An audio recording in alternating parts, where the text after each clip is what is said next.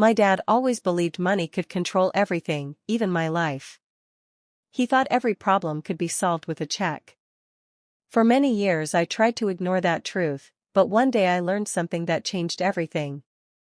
I discovered that my father secretly paid my boyfriend $75,000 to leave me and start a relationship with my cousin instead. When I realized what had happened, it felt like my whole world collapsed. The man I trusted had chosen money over me, and the person who made it happen was my own father. For weeks I kept asking myself the same question: how could the two people who were supposed to care about me treat me like I meant nothing? My boyfriend didn't even try to hide it for long. Soon he was showing up at family gatherings with my cousin, acting like their relationship was normal. Everyone around me pretended everything was fine. But for me, every moment felt painful. That betrayal broke something inside me, but it also changed me. I realized I could not stay in a place where my feelings were treated like they didn't matter. I needed to walk away and build a life where no one could control me with money or family pressure. What none of them knew at the time was that life has a strange way of balancing things out. 3 years later, my brother planned a big wedding. The entire family would be there, including my father, my cousin, and the boyfriend who once traded our relationship for cash. They expected to see the same girl they hurt years ago. But life had taken me on a very different path. When I finally walked into that wedding hall, everything changed. Conversation stopped. Faces turned toward me. The people who once believed I was weak suddenly looked surprised. That was the moment I realized something important. Karma doesn't always arrive quickly, but when it does, it arrives at exactly the right time. Stick with me while I share my story, and if it touches you, don't forget to support our channel by hitting that subscribe button, dropping a like, and sharing it with the people you care about. I first crossed paths with Cade when I was 22. It happened during a small charity event a friend invited me to. I wasn't even planning to stay long, but a simple conversation with him turned into hours of talking. Cade had a calm way of speaking that made people feel comfortable. He listened carefully and always seemed interested in what I had to say. Spending time with him felt easy. He remembered little things about me, like the books I enjoyed or the places I wanted to travel. When we went out together, he treated every moment like it mattered. That attention made me feel special in a way I had never experienced before. Our relationship slowly became serious. We spent weekends exploring nearby towns, trying new restaurants, and planning small trips. Cade often talked about building a future step by step. Those conversations made me believe we were moving in the same direction. However, things were not as simple at home. My father, Grant Hale, had very strong opinions about the people in my life. From the beginning, he made it clear that he did not approve of Cade. He believed relationships should match our family's social and financial status. In his mind, Cade did not meet those expectations. Whenever Cade's name came up, my father's expression would change. He would ask questions about Cade's job, his background, and his plans. The tone of those questions made it obvious that he was judging him. Cade knew about my father's attitude, but he never acted angry about it. Instead, he would smile and tell me that time would change my father's mind. He believed that if we stayed patient and focused on our goals, people would eventually see his true character. Hearing that gave me confidence. I admired the way he stayed calm instead of becoming defensive. It made me think he was strong enough to face challenges with me. During those 2 years, I trusted his words completely. I believed we were building something real together, something that would survive any doubts or criticism around us. At that time, I had no reason to think our path would suddenly change. One evening he asked if we could meet for dinner. I thought it was just another normal night together, so I went to the small diner we often visited. The place was quiet, with only a few people sitting in the booths. Cade was already there when I arrived, but something about his expression felt different. He looked distant, almost like his mind was somewhere else. When I sat down, the conversation felt awkward. Usually we talked easily, but that night there were long pauses between our words. After a few minutes, he finally said he needed time to think about his life and where things were going. His voice sounded flat, and he avoided looking directly at me. I asked if something had happened or if I had done something wrong. Instead of answering clearly, he repeated that he just needed space. The words felt cold and confusing. I kept waiting for a real reason, but none came. The discussion ended quickly, leaving me sitting there with more questions than answers. The days after that meeting were strange. Cade stopped calling and barely replied to my messages. I tried to give him the time he asked for, hoping things would return to normal. But before I could understand what was happening, I heard news that shocked me. Only 2 weeks later, people started talking about Cade spending time with my cousin, Mara Vance. At first I thought it was a misunderstanding. Mara and I grew up together, and I never imagined something like that could happen.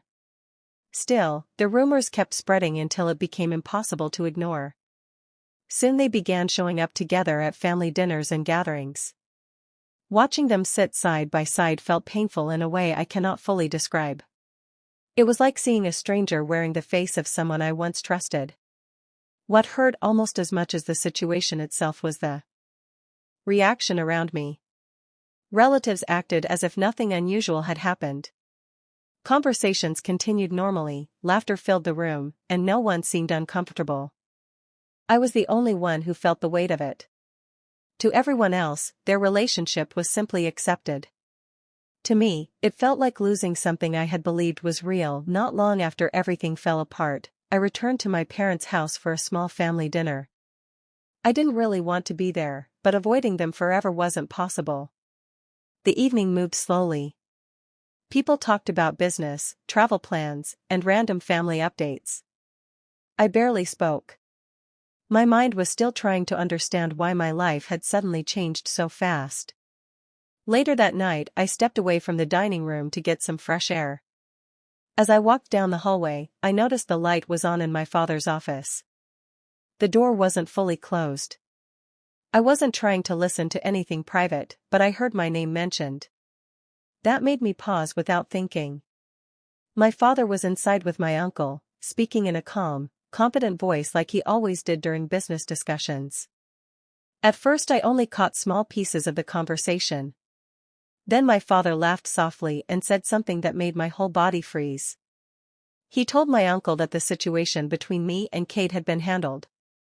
He explained that he gave the boy $75,000 and made it clear that dating Mara instead would solve the problem. According to him, it was the easiest way to keep things the way he wanted. For a moment I couldn't even breathe. The hallway suddenly felt too quiet, like the walls were closing in around me. I stood there, trying to convince myself that I misunderstood what I had just heard. But the conversation continued. My uncle joked about how quickly money can change someone's decisions, and my father replied that some people will always follow the highest offer.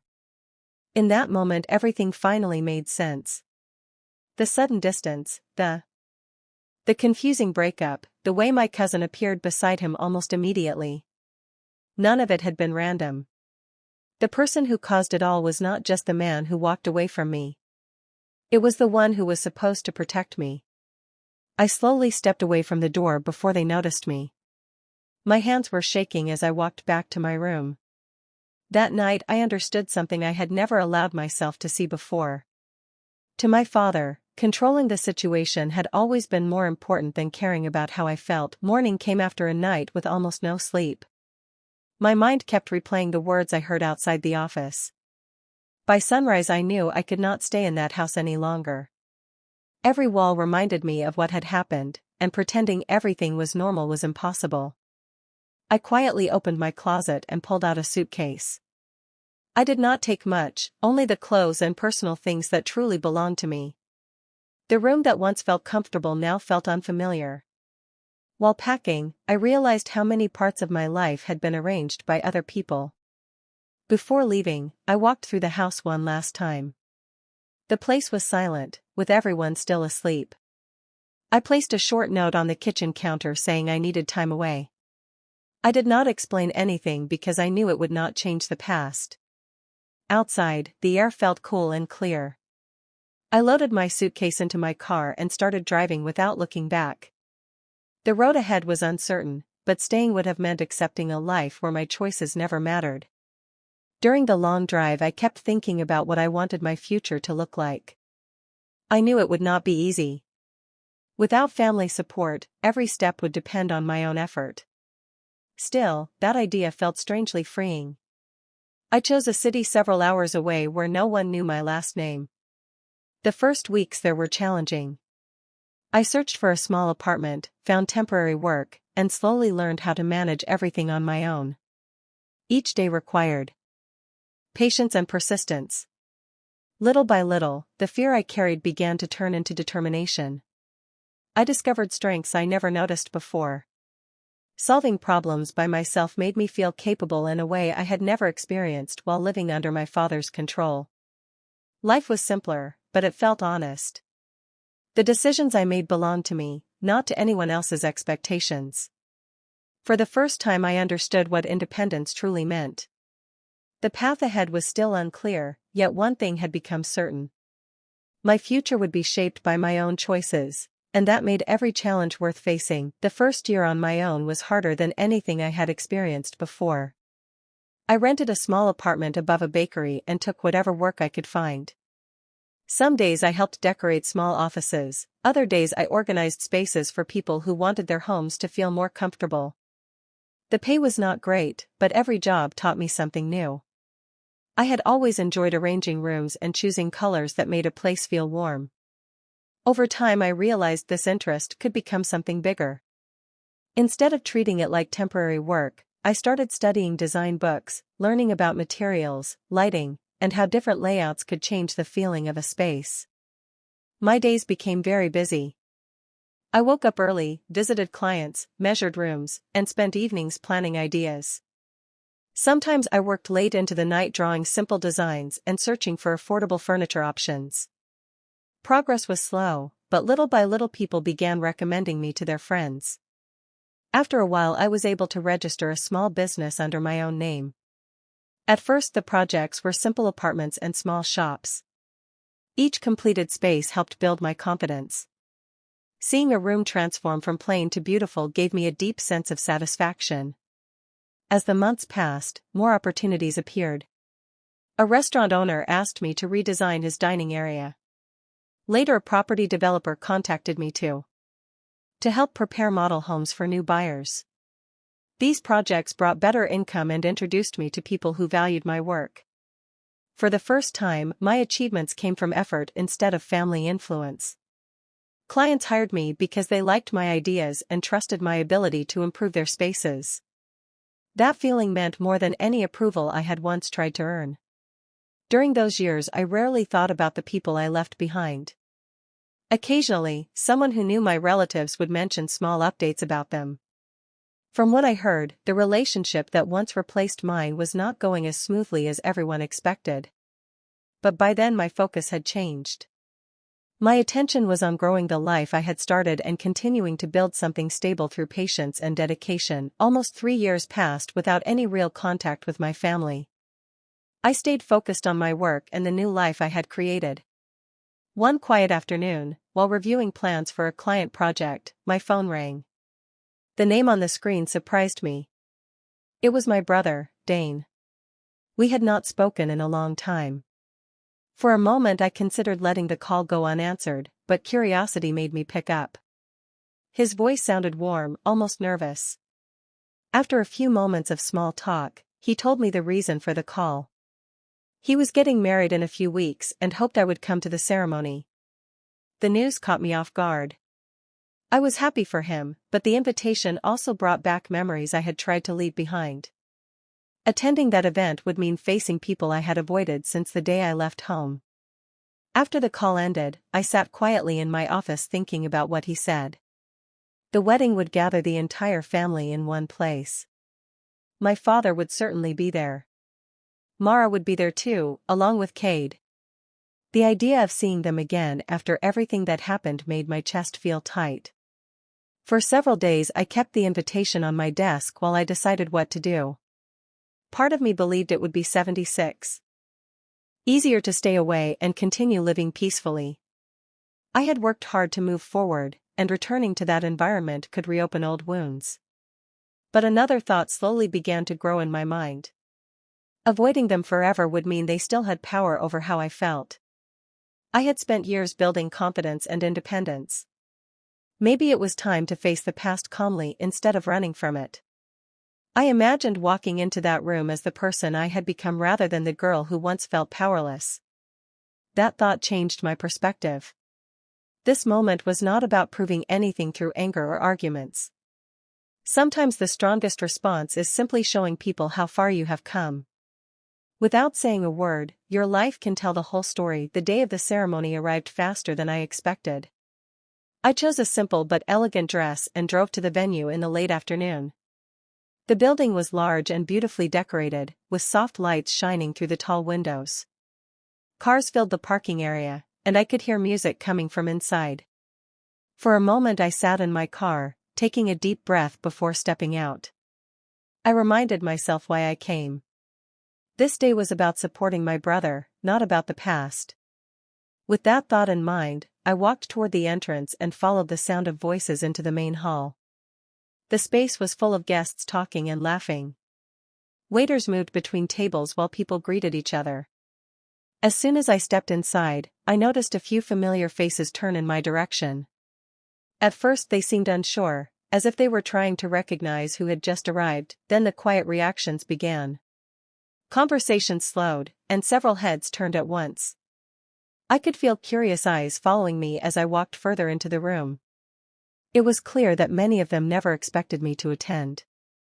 I moved calmly through the crowd, greeting a few relatives who looked surprised but polite. Their expressions showed a mix of curiosity and disbelief. It was obvious they had imagined a very different version of me after all this time. As I reached the center of the hall, my eyes landed on a table near the stage. Mara was sitting there in a formal dress, and beside her was Cade. The moment they noticed me, their faces changed. They looked stunned, like they had just seen something impossible. Neither of them spoke. They simply watched as I passed by their table with steady steps. A few feet away stood my father. He had been speaking with another guest, but his attention slowly shifted toward me. When our eyes met, he looked at me with an expression I had never seen before. It was not anger or disappointment. It was confusion, almost like he was trying to understand who the person in front of him had become. The reception was lively, with music playing and people laughing, but my attention stayed focused on my surroundings. I moved through the crowd, shaking hands and exchanging polite smiles, trying to enjoy the celebration despite the tension I felt inside. Everything seemed normal at first, yet I could sense small whispers and glances directed toward me. Suddenly, I felt someone standing beside me. It was Cade. He looked different, tired and uneasy, his usual confident demeanor replaced with something fragile. His eyes met mine, and I could tell he was searching for words he hadn't prepared. I made a mistake, he began quietly, almost as if afraid someone else would hear. I listened without interrupting, letting him speak.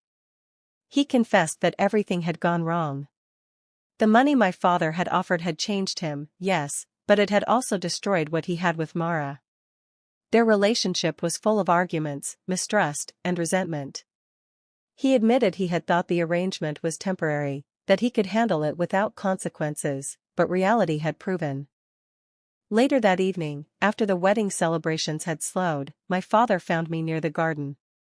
His steps were hesitant, and there was an unusual seriousness in his expression. For a moment, I could see a flicker of regret in his eyes, something I had never noticed before.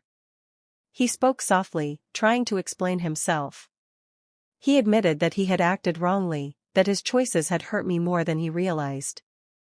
He offered words that sounded like an apology, though I knew deep down that some things could never be fixed with a simple statement. I listened, staying calm, letting him speak his piece without reacting. When he finished, I looked at him steadily. I told him that money can never replace trust or affection.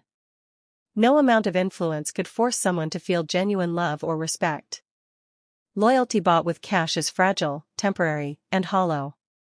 Those words hung in the air, and for a moment, silence filled the space between us. I left him there, standing quietly under the soft lights, and walked back toward the main hall. Each step felt lighter than I expected, as if carrying the past with me had finally ended. The crowd around me was still lively, celebrating my brother's wedding, but I felt separate from their chatter, grounded in a way I never had before. People glanced at me, some nodding politely, others smiling in recognition. I realized that the respect I saw in their eyes wasn't forced or expected, it was earned. I didn't need to justify my life or achievements to anyone anymore. For the first time in years, I felt completely free.